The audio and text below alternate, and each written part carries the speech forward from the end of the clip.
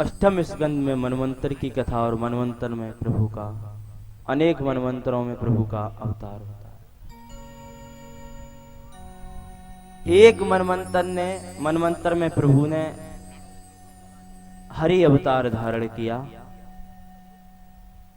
जो गज को ग्रह के चंगुल से मुक्त कराया।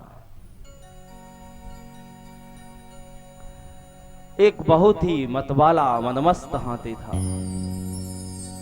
इतना जबरदस्त था कि जिधर जंगल से निकल जाता था वहां के जानवरों की तो कहीं क्या, वहां के सिंह भी डर के मारे भाग जाते। उसकी मादक गंध पाते ही सिंह भी भाग जाते थे, इतना जबरदस्त था। बड़ा परिवार, बहुत सारी हथनियां उसके आगे पीछे चलती थी। एक दिन वह जल पीने के लिए सरोवर में प्रवेश किया। जल पीकर सूंड से जल क्रीड़ा करने लगा। जब क्रीड़ा किया तो सरोवर का पानी गंदा हो गया। उसमें बैठा था मगर ग्राह। गंदा हुआ पानी तो मगर को क्रोध आ गया।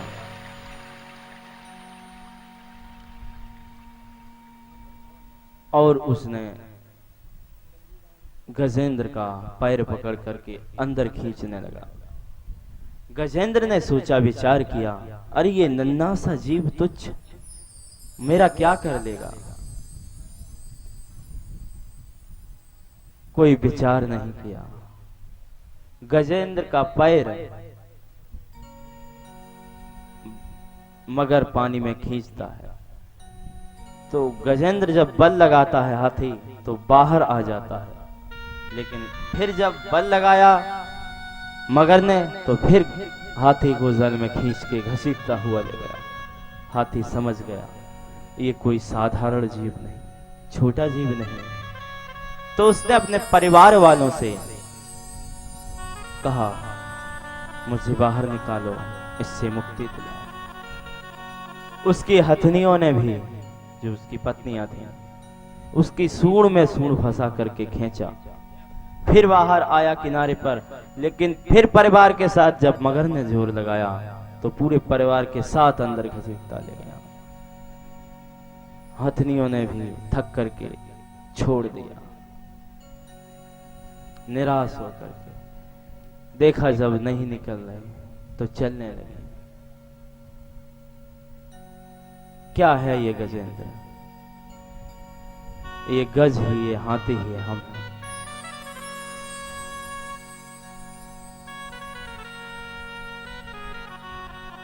जब तक हमारे शरीर में सामर्थ्य रहते हैं तब तक ये परिवार हमारे साथ रहता है। और पता लग जाए कि कोई बीमारी है, इलाज कराएंगे। जब देख लेंगे कि लाइलाज हो गए,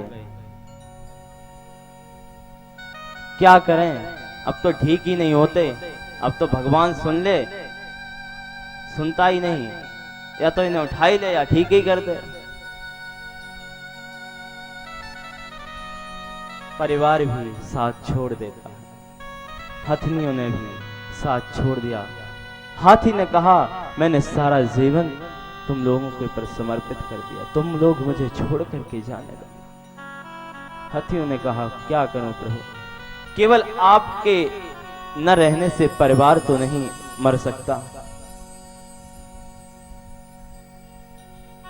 हाथी समझ गया कि सभी स्वार्थ के हैं, स्वार्थ सिद्ध होता है तो हम आपसे प्रेम करते हैं।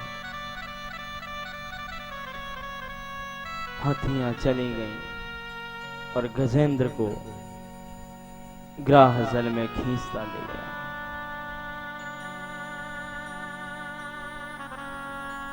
जब उसने देखा कोई नहीं बचा रहा है, अपना बल अजमा चुका, कोई नहीं बचा।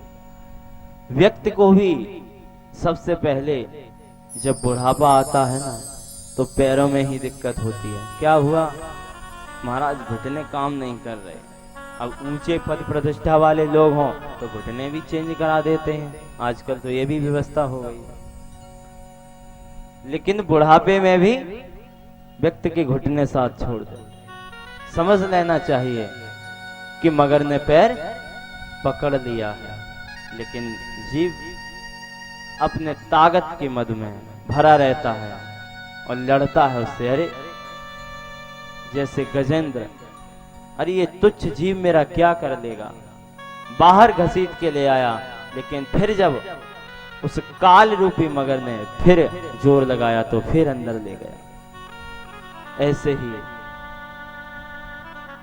काल भी आता है और हमें घसीट कर ले जाता है। संकेत तो मिलते हैं लेकिन हम गौर नहीं करते।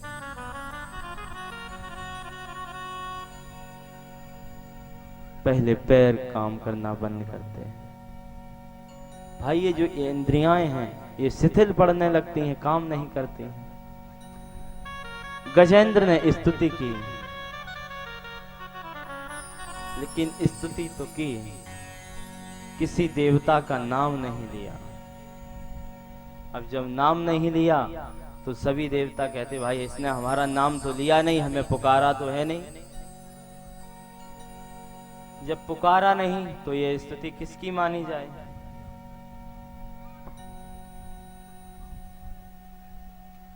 पूरे एक अध्याय में गजेंद्र ने स्तुति की है।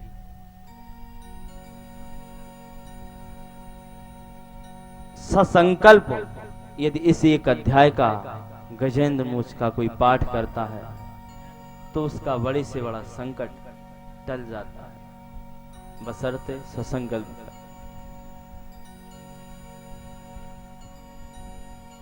आज गजेंद्र प्रभु की स्तुति करने लगे। आइए आर्त भाव से आज गजेंद्र उस परमात्मा को पुकार रहा है। दो बार हम भी उस प्रभु को पुकारते हैं।